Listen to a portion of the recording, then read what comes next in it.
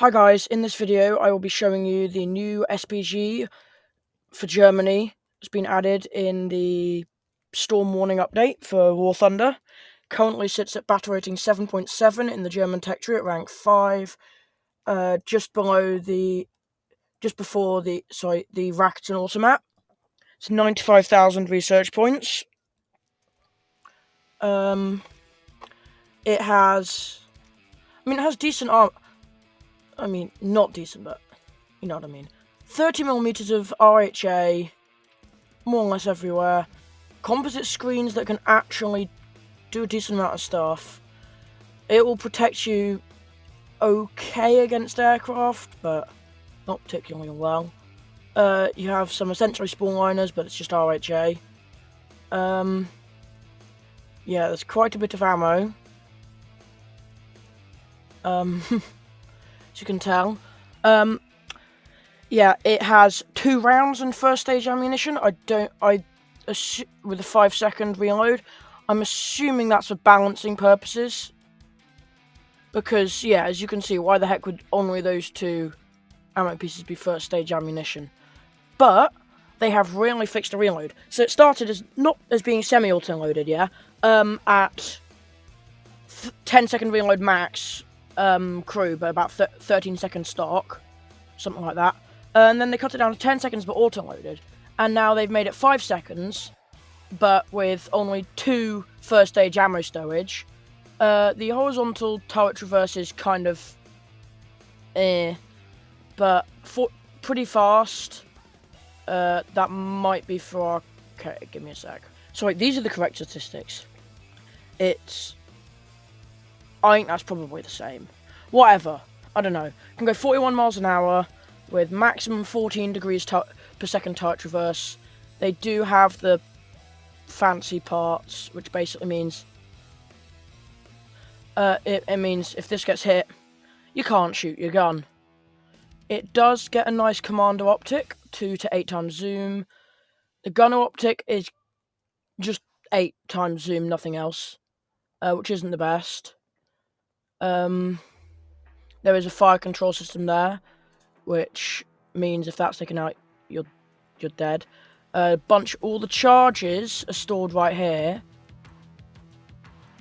so probably not the best. You do get a pintle-mounted MG3 machine gun, and you also get smoke launchers.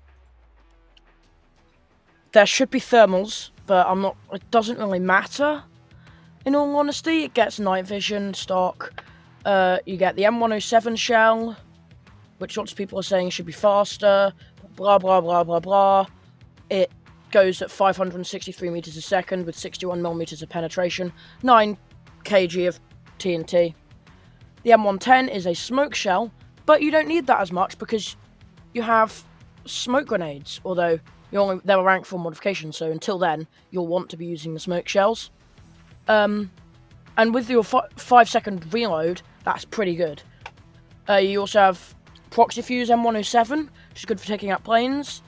It's actually 17 meters a second faster than M107, but other than that, it's exactly the same, although,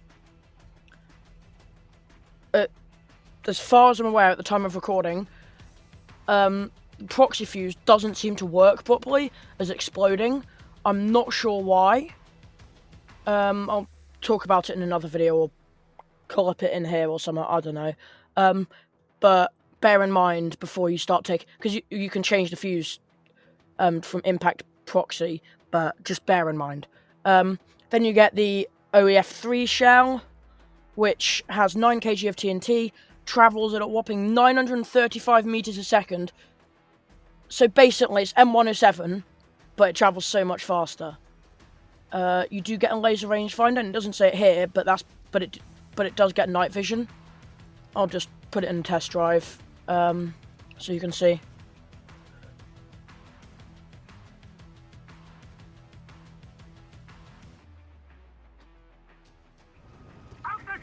Right, I don't know proxy, because I'm literally researching this, so as you can see, that I won't be able to hit it. But turret drive is okay.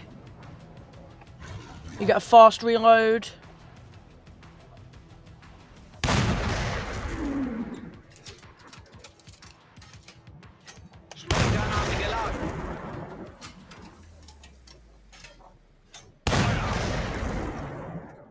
pretty fast.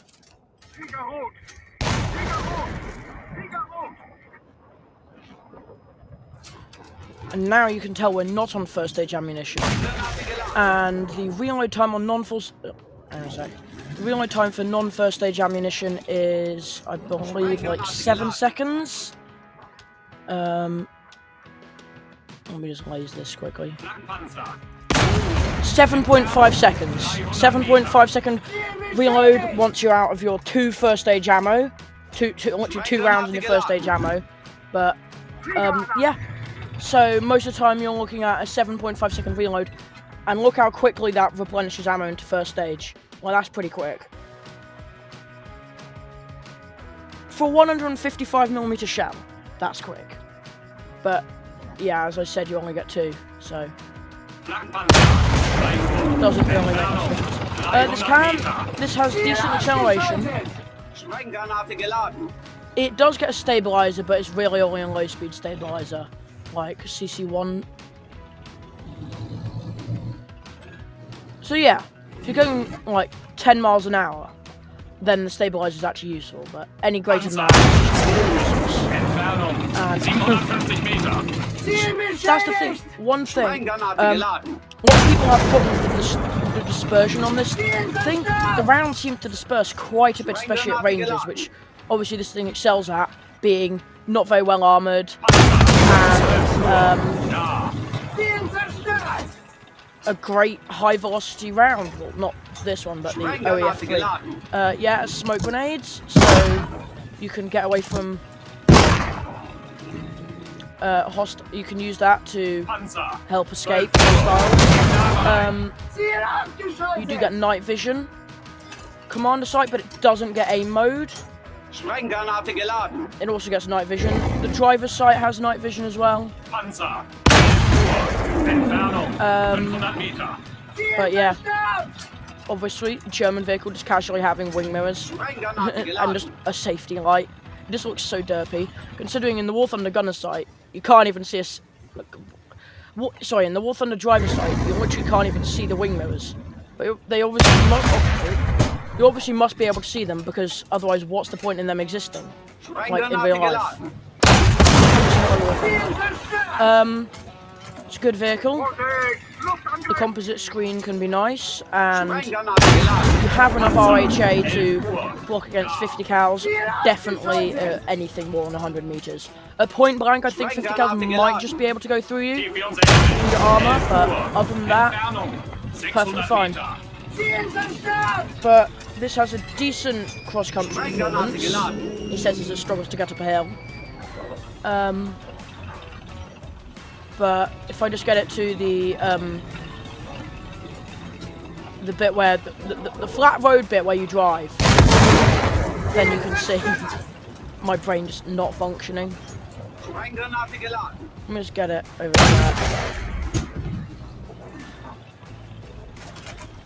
Oh, also, sorry, I forgot to mention, it gets an ammo box, which means effectively you have 120 rounds of ammunition, which at a constant firing rate gives you, hang on a sec, I need to work it out. You can fire for basically the entire match straight, okay? You don't need to worry about reloading your ammo. Oh my god, that's just silly. I mean, to be honest, there are other things that are less silly, but it carries a lot of rounds, and it's a chunky boy.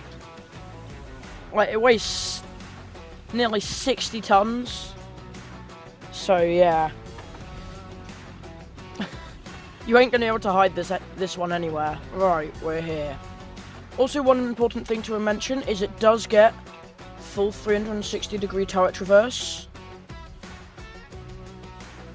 but as you can tell, it's kind of slow. But the chassis is pretty good, so you can just rotate the chassis really. I mean, it's not the best, but it's sufficient. Okay, about 14-degree turret traverse, sorry, and a decently traversing hull, gives you most of range of motion you need. So, yeah. It's pretty fast, as you can see. Gets up to a decent speed relatively quickly. But then after that, getting past about 30, the acceleration is reduced dramatically. But when you're driving to somewhere on a battlefield, you can get up to the full speed most of the time, which is 41 miles an hour. You can get pretty close to there. But the laser rangefinder is good because look at that. I can literally laser that, lob the shell, and watch as it impacts. It's probably not rendering the impact. It's gonna render the impact there.